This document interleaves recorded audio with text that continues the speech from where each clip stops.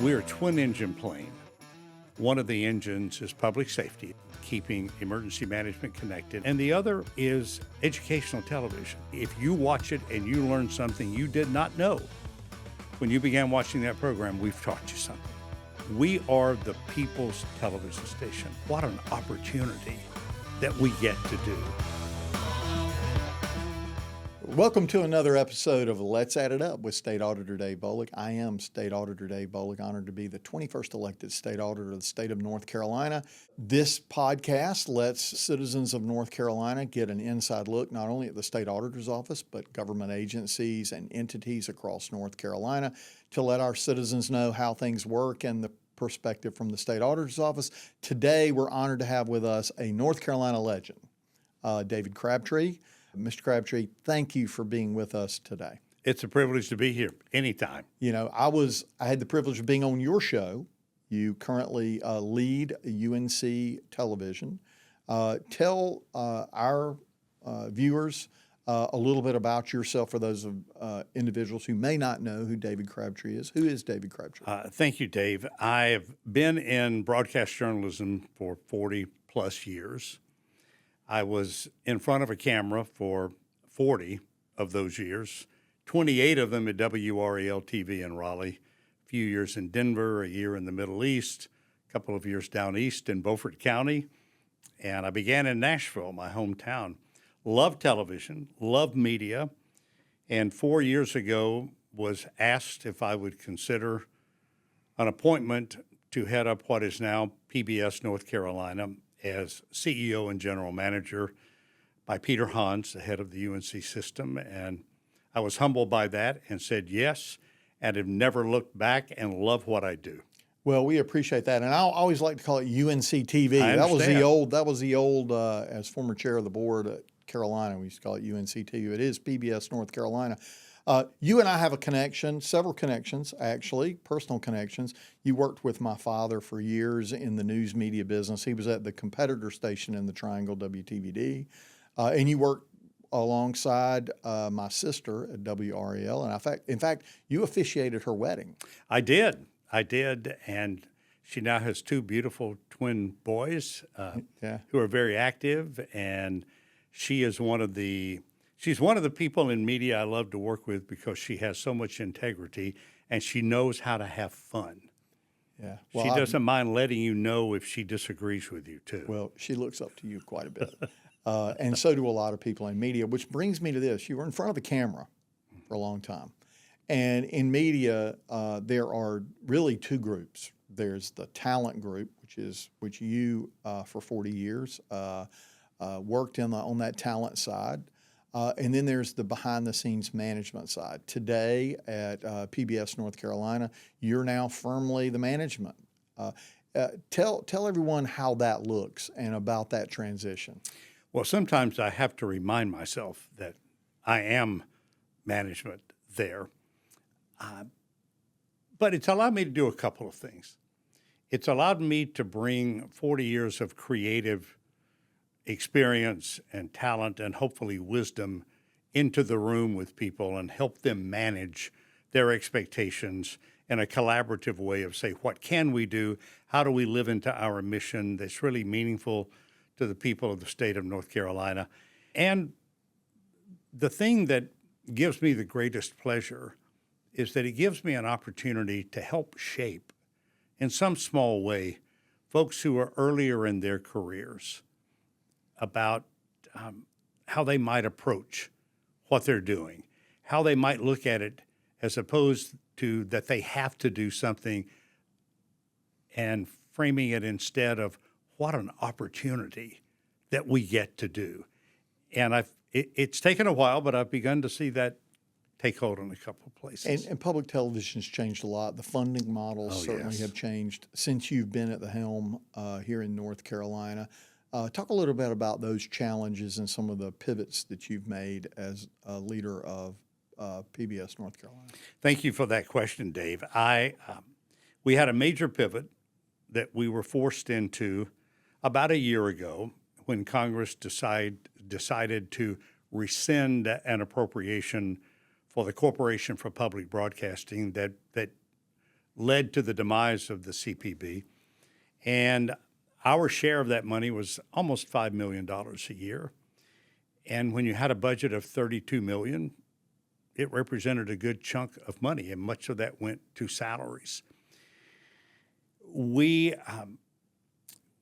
I decided from the beginning that we were not going to be victims when that happened, that we were going to look at not what we had lost, but what was remaining, because what was remaining was robust.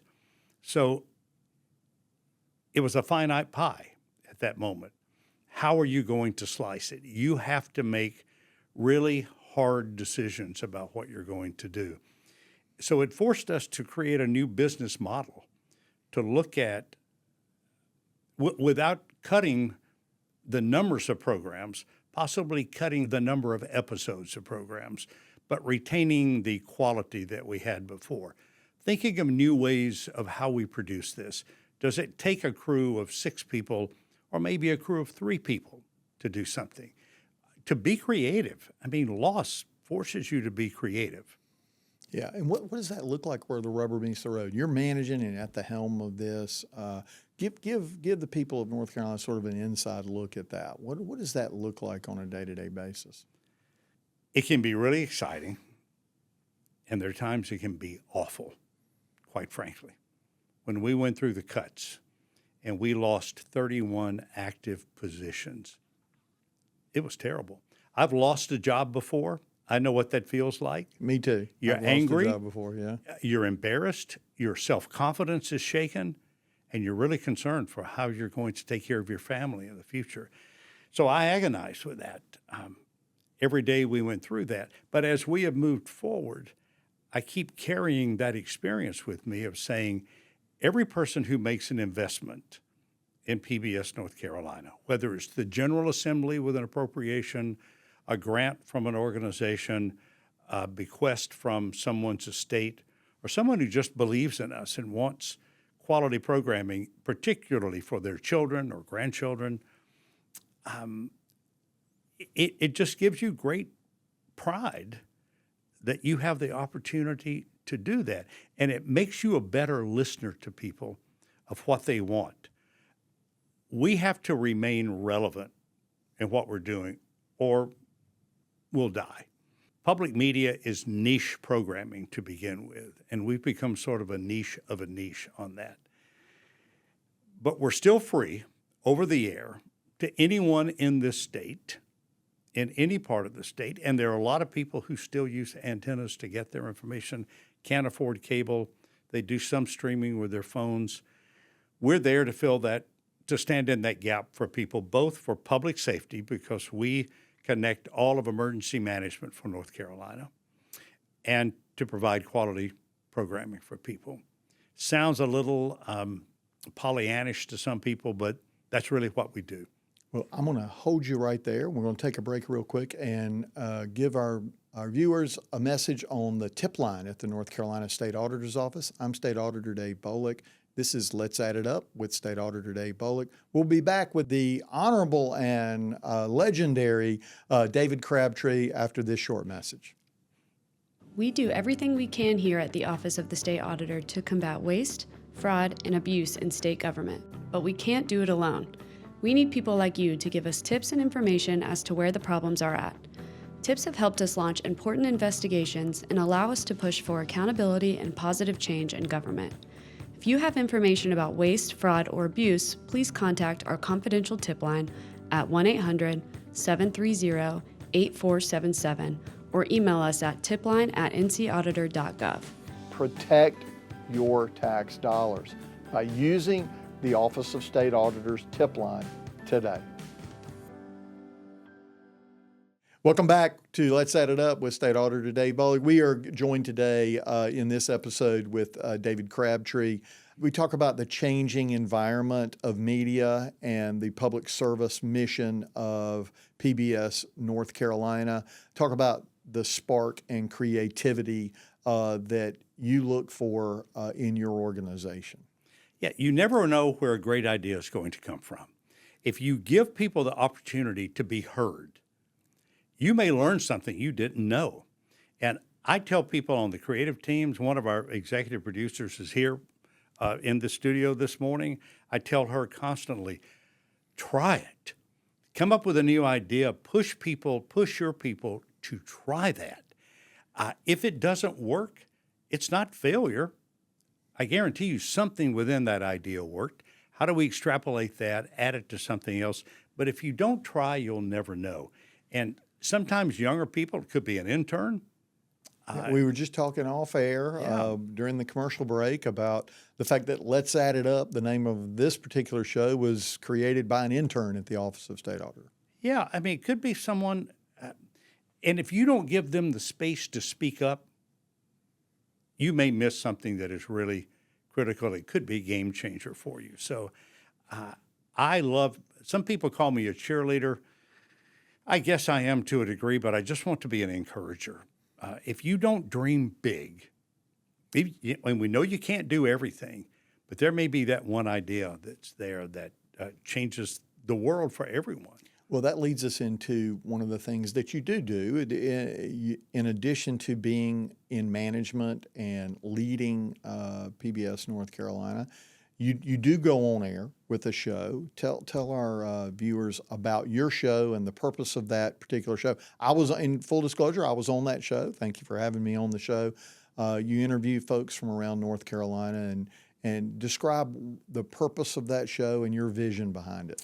I'll make that quick. It began as a vehicle to interview all of the chancellors within the UNC system because there's 16 of them. And I thought, people in the West need to know about what's happening at ECU or UNCW.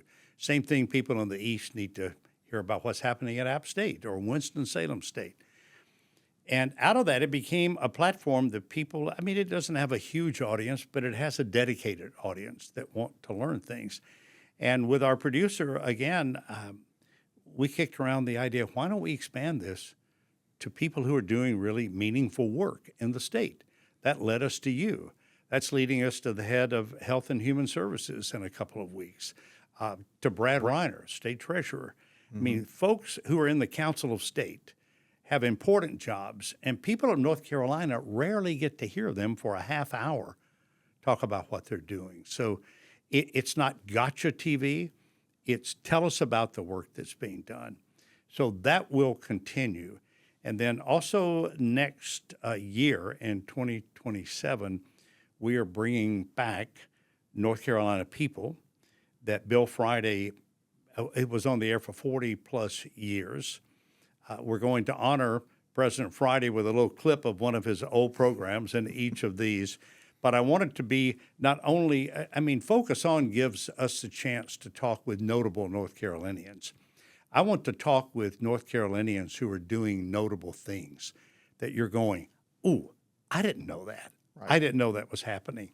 And to do it in a way that brings it into the currency of where we are now, not in the old standard way I can just hear people saying, oh, it's another old white guy who's going to do a sit-down interview. No, it's going to be a little different than that. And my commitment, Dave, is that to anything that we are involved with, anything I'm involved with in particular, it has to open a door that people don't always have the chance to walk through and see. Look, you see this constantly as you travel throughout the state. People come up to you and tell you stories about what's going on, and it's enriched you, right? Oh, yeah, absolutely. And you, in turn, get to tell that story back to other people. I do. We get to tell it every day in our audits and our audit reports, which is really rewarding on a day-to-day basis because not all of our audits are gotcha audits either. We've told some great stories. I point to one audit we did on Baptists on Mission and the work that they've done in Western North Carolina, leveraging even public dollars to get tremendous return on investment. So it's I went to Poland with that group right after when the mass exodus came from Ukraine. They said, we're going to Poland to build housing for people. It's an amazing group, isn't it? Oh, my word. It was just phenomenal. And North Carolina people, and that is, so tell us about PBS North Carolina, why it is, and you've mentioned this, but I really would like to drill down on why it's important to the people of North Carolina that we have. like to reflect also on the emergency management portion of your mission, as well as just a consistent, steady presence for taxpayers and for the people of the state. We're a twin-engine plane. I like to talk about this. One of the engines is public safety, again, keeping emergency management connected. And during Helene, that was so important. All of first responders in those three most impacted counties never lost contact with each other. Our team did remarkable work in the field. So that's a major component. And the other is educational television. Sometimes when you say that, people think about what we used to see as educational television when we were in school growing up. Right. No. Yes, there are children's educational programs that are there. My mission for educational television is to say, if you watch it and you learn something you did not know when you began watching that program, we've taught you something. And that's part of education. With a part of that, too, is really to stand in the gap for people that don't have opportunities to really understand what is happening in the state. I never want to talk down to people. Public television in the past has been accused, and sometimes we've earned it, of being a little too, as we would say in the South growing up, uppity. No, don't talk down to me. Talk to me. Enroll me in what you're doing. Nobody else does that for free, and nobody does it statewide in the state for free, but PBS North Carolina. We are the people's television station. Bill Friday said that when he and Kay Kaiser and some other folks decided to do this in 1955. And here 71 years later, we still have that importance. There are people who tell me every week, oh my gosh, I learned the alphabet by watching UNC TV. I learned how to count. My grandmother learned how to, Dan Blue has told me many times how his mother, and there were a lot of siblings in that family, learned to be able to take very few vegetables and feed a lot of mouths with it. If we can do that, we've done our job. The same way with you. If you can make state government more efficient, it's going to better serve everyone in the state, right? Yeah, and I've had the opportunity to spend some time with Senator Blue, and he's a very interesting North Carolinian. I cannot let it go without asking you this. You're 28 years on the air at WRAL. You've now been for the last 4 years or so as heading up PBS North Carolina. Talk to me about North Carolina. Where's North Carolina going? What is on the horizon for the state of North Carolina? Wow, I've never been asked that. I can't think of anybody better to ask than you, because you have, I remember seeing you. I think you and my father together on the coast of North Carolina reporting on hurricanes. Yes, indeed. And yes, I've seen you in the mountains. You've had a chance to meet North Carolinians, probably as many or as any state politician for sure. And now you've been in the mix as managing a part of state government. I can't think of anybody to ask better than you for your opinion on North Carolina. Where are we headed? Number one, I think the horizon continues to be very bright for this state. Let's look at the real positive side of business and the number of businesses that continue to move here. We're very business friendly. People want to move here. It is a great place to live. There are opportunities. There are challenges. You and I both know here we are in the Triangle. We don't have to drive very far to get to places that have far less than what we have here. Right. So we have the goal to make it as better for people as we can who need assistance, right? Knowing you can ever make it, it's never going to be perfect. But here's why I believe in this state so much. There are people here who will, I just had the experience this morning talking with someone in another division of state government. And I asked her, can you just point me in the right direction? I'm not asking you to do me a favor. Just tell me who I can call. we had the most wonderful discussion. People here, I learned this when I worked in eastern North Carolina, down in Beaufort County. People would do anything in the world for you. Some people have a harder time getting traction, but they work hard. They grow food. They take pride in raising their families. They're humbled by what they have. There are far more of those people than on the other side. And that gives me hope. People can't see it. Well, maybe they can when they take a shot of you, but that picture over your shoulder of Topsail Island at sunrise, I'm thinking that sunrise, maybe sunset. A picture like that gives me hope more so than anything else I see, because it's either the ending of a great day, or maybe it's the ending of a bad day and it's ending, or it's the beginning of a brand new day. There's opportunity every day.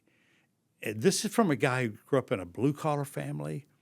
Both my parents worked. We didn't have a lot of money. But I had curiosity. And if I can be contagious with that curiosity, I think everybody in this state will have a little better chance than maybe what they had the day before. I see great things for this state. I hope it continues to grow, controlled growth, by the way. Yeah. It can't be just so explosive that you harm it.